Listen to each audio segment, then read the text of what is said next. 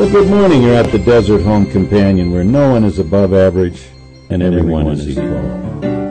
Wake the fuck up, people. Good morning. Here's Grandpa.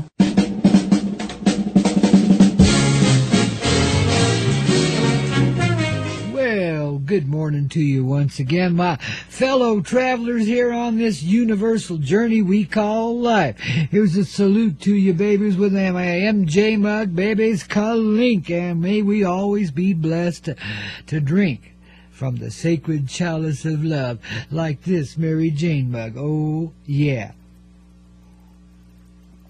And in keeping with our fine tradition here of staying alert and alive inside of the heart, let's let MJ help us along the way. Another legal and legitimate toke right here on this Coyote Medicine Show in this Coyote Way.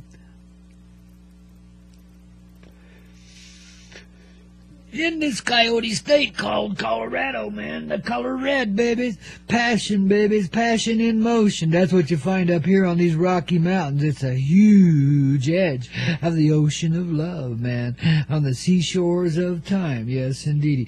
That's where we unwind. Yes, see, this great valley named San Luis. And I'm seeing a time of maybe 400 years ago, and I see a horse and a rider approaching from way down south there. What we know of Espanola now, but a pretty wild country there, man. Fella's been riding for days, you know, and he's just putting out his campfire there, making sure it's dead out, you know, 'cause he hears Smokey the Bear sniffing around in the bushes over there, and he figures he better not leave him anything that might burn his little paws or something, you know. Besides, you know how Smokey the Bear is. He always says piss on it, you know, and that's the final act that a cowboy always does to his campfire, to make sure it's dead out. That is, provided you didn't drink too much the night before. Some guys have been severely injured from flame-ups when they're trying to put out the fire. So one does have to remember what the activity was the night before and behave accordingly. Sometimes it's better just to go get a little bucket of water out of the creek or a dipper of water, whatever you can get, and just, you know, work it that way. Oh, baby, the Coyote Way is the Coyote Way. It's also the way of the cowboy, too, even though a lot of them would say, no way, but that's Coyote right there. The great state of denial. So the rider carefully tamps out his fire and folds his stuff up into his little saddle bags and grabs himself a trail rider cookie out of the grab bag there and slunks that thing in his mouth, takes his last slug of coffee, and baby, he's on his way. Now, you know, trail rider cookie's a really fine cookie that only one person on the whole face of the earth knows how to make. And if you would like to know more information, you can write. It's a real cowboy cookie, let me tell you. Someday ask Grandpa to make you some. I'll be happy to, you know. It's quite a tasty little treat, and it's got enough grit in it to last you all day on the trail. Sweet cookies that they are. And as this old boy's munching on this cookie astride his mountain, heading up the trail, coming this way, up toward the San Luis, coming up past what we call Taos now, riding up there above the edge of that gorge, not down the middle of it, because it's pretty treacherous down there. It's high water, it's springtime, and the old Rio Grande is like, wow, boiling down there, man. You can hear the roar and feel the tremble of the mighty waters rushing by, coming up through the ground that you verily walk on or ride your horse upon, your steady steed of love. This horse been with you for, 15 centuries, man. Just keeps coming back for more, 'cause it's an adventuresome son of a gun, the same as this rider is. They're headed for a place. They don't even know what it is, but he's seen it. He's felt it. And yeah, he's heard about it from them conquistadors. But guess what? He knows they're as full of shit as a Christmas goose, you know. They wouldn't know El Dorado from Sin City, because they're both one and the same when it comes to them, you know. They only know death and mayhem and destruction and mucho macho and all that stuff, you know. they really don't have a feel for the land or a heart for it either. You know, they're living on a strange reservation now called Mexico, but they're still expanding outward from there. And he knows it won't be long before they'll be here to this place he senses that he's never been to, yet he's always lived there. His heart's been there forever. He understands that now. He begins to see that as the sun rises and begins to warm his little buns a little bit there in the saddle, and the horse starts to ease up a bit on its pace, and everything just gets smooth and mellow when that goldish pink glow of sunrise spreads itself across the mighty San Luis before him. Oh my goodness. And just beyond that next flat top mountain, wow, there's 150 miles of sagebrush and not much else. Oh, there's some sand dunes over there. You don't want to go that way. You want to ride around those things. Man, those are treacherous. And sand everywhere. God forbid you ride through here when there's wind, but oh well, you do what you got to do. He's left his place of employment way down there, San Pedro way, man.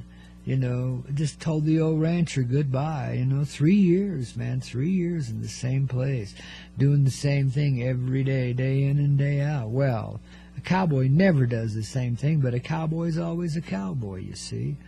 And that's what he'd been doing down there in San Pedro, the beginnings of the Cowboy Way. He was one of the first, I reckon, though there was probably 300 of them on this huge hacienda, as they called it back in those days. Hectares and hectares and hectares of land. I mean, you know, went on for miles, hundreds of miles. There was no end, no limit to the Spanish king's ability to grant land to his subject serfs. Yes, indeedy. Those who served well were rewarded well, at least those who had the end, that is. At that he had to shake his head and grin, because he remembered well the visiting royalty. What has it been, some little handsome prince down there in Mexico? Oh yeah, what do you say? San Ysidro and then some, man. This guy was whacked. He couldn't find himself out of a heart attack, let alone into one. You see, the guy was just milquetoast, mellow. I mean, it's amazing. He could command armies. But there he was, just as soft as a rotten old cucumber. But yet, commanding armies. The mysteries of life, eh? Well, he could certainly put on an armor of steel and look like a real big bully. That he could do. Hell, a midget could do that if they could find the right suit of armor, and just about anybody could. So, it really wasn't about the person that wore it as much as it was about the armor that surrounded that person. That made you somebody. That made you something, like putting on a crown or something, only this was much larger, a heavier burden. And death would come leaping forth from you without so much as a thought. No excuse. Wham! Goodbye, Charlie. Wham! But not from this soft old prince. Hell no. Conquistador, my back door. This guy couldn't fight his way out of a flypaper sack, let alone, you know, get out there and do the big attack. Yet he would ride, he'd give him that, he would ride at the head of the troops, and when the battle commenced, of course, he would be towards the back. Just strangely how he would just kind of meld and let the troops go forward and combat one another. Well, hey, everybody has their sensitivities and their graciousness, and he'd have to allow that section of the royalty, but it was sheer madness to see people such as these in command of mighty warfaring troops. Wow. Thank God he rode away from all that quite some time ago. Thank goodness there was a little bit more life, a little more land to expand into, if you could get along with the natives, that is. Indians could be pretty rough, man. And they didn't exactly welcome strangers on their turf, especially people that weren't a member of their essential and larger tribe of indigenous beings, for lack of a better terminology. But yet here he was. He was kind of indigenous, made of Spanish, made of Indian, and who knows what all else. Wasn't too much else around back then, but he highly suspected some lineage from down in the Yucatan as well. More than likely there was. So a lot of different blood boiled in his little body as he rode along. Well, I guess it wasn't so little then. Like a strapping 6-footer in a day like then when everybody else was 5'2", 5'1", he was like a giant among men. That's another reason he had to ride away. Stay on the fringe, the edge of civilization. Kept him out of trouble. He didn't have to kill anybody. Didn't have to hurt anybody. You know, people always, when they see the big dude, just wanted to take him down. You know, especially that short little cocky guys. Short little stocky guys. Brutes, every one of them. Man, probably went home and beat their dogs every day, you know. Badass mothers. Bad. So he'd rode away, and he'd stayed on the edge of that for years, you know, just always just a little ahead of it, staying on the frontier. And then one day there'd come this presence, this dream when he was there on the rancho, taking care of those huge herds of cattle, you know. And there he was, man, you know, like, just, it was like the morning, yes, again, but he hadn't quite got up yet and hadn't quite got around even building the fire or stoking it up, let alone, you know, putting it out or making a little coffee, etc. Just, you know, long before, just as dawn is barely beginning to spread across the eastern horizon. I mean, there's not enough light to see anything yet, but you can see the haze of daylight coming. And that's when it happens to you. Quite often, really. He's had a life like that. They won't leave him alone, you know. Every now and then there's a turn, a twist, and they'll be there to help him make it. They're in that breaking moment when the dawn first starts to bleed into that dark old sky out there, you know, to make things a little brighter inside of your heart. And you knew it'd be the makings of a good day. You're going to make some miles today. Because you were going away, and you knew it already, man. Before they even came, you felt it. You saw the vision.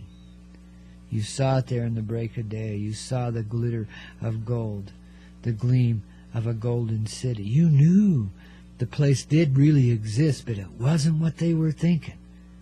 Something far different than this. And you knew. You were its presence, its native protector, if you will. The essential love that would keep this energy hidden and disguised for generations to come, and drive the poor Spaniards to insanity, even worse ranges of it than before. Because they would never find their El Dorado. They would never, ever, even that score. The blood they were letting, yes, it was a huge sacrifice on the part of the lammies, the sheepies that came to graze in the fields of life and be butchered at will by those of ill temper, let's say. The conquering heroes that knew only savagery and, yes, bloodlust, the urge to commit death upon others, or have it committed upon you to fight so fiercely that the only thing you can do is die. Enough is enough. You can only go so far with this, and this he saw quite often, back in the day. Of course, that was before he rode away. That was before the dreams really took hold. But now they were there in his heart. He never knew when one might hit, but he always felt the flow in the direction of it before it did, sometimes for days, sometimes for weeks, even months, sometimes for maybe just a few minutes. He'd have an inclination, and he'd know. And he'd follow that flow, whatever it was. He knew whoever they were that was guiding and directing him were pretty smart fellas. And the visions and the dreams he was seeing, they were pretty precise and right on. And if he followed them and didn't run against them, his life flowed a hell of a lot smoother, and he made some money, and he got by. And he didn't really have to worry about anything. I mean, you know, what little money he needed, you know, he could carry in a sack, and then it'd last him 3 years. He knew how to live simply off of the land, purely, and any land in the West would do, because he knew how to eat in the most desolate of places, let alone those far more abundant. And he knew which tribes to commingle with and which ones not to, which ones to make an approach on and which ones to avoid like the plague. And in the San Luis at the time there was a cantankerous chief and an ornery tribe you know, off to the, what is that, the west there? Yeah, off to the west there a little bit, towards where Del Norte would be now. So he'd be riding a fine line, but he'd take to the rim of the mountain and follow its big skirts, the one they called Blanca now, a huge volcanic eruption from the ancient days of time, before there was even time. This mountain's so old. They say they're young nowadays, but you could feel the ancientness of them then, just like you can now. And no one can tell you a lie anymore about how old anything is. Not everything in this world is as it appears to be. And this, our haunted little cowboy, had come to see our little vaquero, as they called him in those days, those who rode after the cattle. Yes, but far more than this did he, of course, because he had the visions, the dreams. So he had a little medicine, too, and he would help others very quietly as he went on through, doing what he did and didn't what he do. And sometimes folks would lay a little loving on him, and he'd be very blessed and abundant for a while. But, of course, it'd only last for however long it needed to, and then he'd be on, and they'd be too, you know.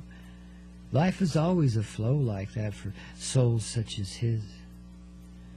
And finally now he sees the pink of the sky spreading across, yeah, the clouds of morning, and sees the clearness of the first rays of the sun peeking up above that ancient mountain. Holy cow, he's made some time today. How did that happen? He covered 20 miles in what felt like 30 minutes, and the sun's still just breaking. He shouldn't be that far along the trail, should he? And the next thing you know, what? He's already skirted those sand dunes. That old ornery chief and his tribes around, well, they ain't showing themselves just yet. He got through them like a shadow, a whisper, a gleam. Yet he's just riding along like normal and letting it be what it is. Taking the ride of his life. Wow. Now, he'd never recalled anything like this happening before. But nothing much surprised him anymore. I mean, it had been getting to that point where the supernatural was more natural to him than the natural was. He was starting to live in this constant buzz, and he was starting to wonder if he was eating something that was probably giving him this ill temper, this vision, this ability to see what others could not, to be where others would not be. And to go with that flow, though, that vision, that dream. And there he was, at the foot of these gigantic mountains. Foreboding, yet so inviting. One could feel the danger there. One could feel the overwhelming love beneath the surface, just radiating through these ancient granite rocks, these craggy cliffs, these gigantic trees. For up on its mountain existed a whole different turf than you see there today. This is 400 years ago, man. It was quite abundant in life then. A glowing, flowing, beautiful, raging expression of life, with its beautiful crown and its 7, 8, 10 tall peaks accentuating that great crown. He could feel it. Yes, indeed, there contained behind those mountains would be that El Dorado, that city of dreams. It would be his fate to remain there, to be in that place. And he had to consider, but only for a moment.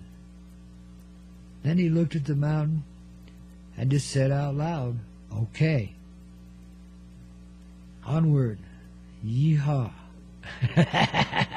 That's a, Western cowboy interpretation of it, okay?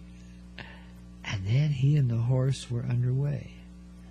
And a trail like vapor opened before him and solidified beneath their feet and closed behind them. And they rode to the tall places in these mountains and dissipated into the clouds that descended from above and surrounded them and the mountain peaks in a shroud. And the whereabouts is not known even to this day. They've never been found because they were never lost. Nobody ever missed an old vaquero off on a little dream trip. Heck, some people even understood it even in those days. These things happen. people go their way and disappear quite often, never to be heard or seen from again, same as this one. But we know where he is, and we know who he is, the rider of the pale horse of love that came home to its heart 400 years ago, and in so doing, in this dumbed down old sort of life, but just following that flow, having trust enough in it to do it, created the energy of now, the reality of April 20, 2008, when everything came together. And it's never too late, because here we are in 2015, babies, and it's there again, that same day, that same way. That old rider's coming down out of them clouds here pretty soon, going to introduce himself, introduce you to a whole new way of being. Restructure your vision of this reality so that you can see who you truly be, and where it is that you truly reside, and how it is you have served this great city, this great golden heart, since the beginning, again and again. And now to its humble skirts you have returned. Upon her shoulders you shall ride, for you are her champion. You've done your duty, and you've done it well. And now your heart can only grow and swell. This grand city of love, this grand city of light, says, welcome home, darlings. Yeah, that's right.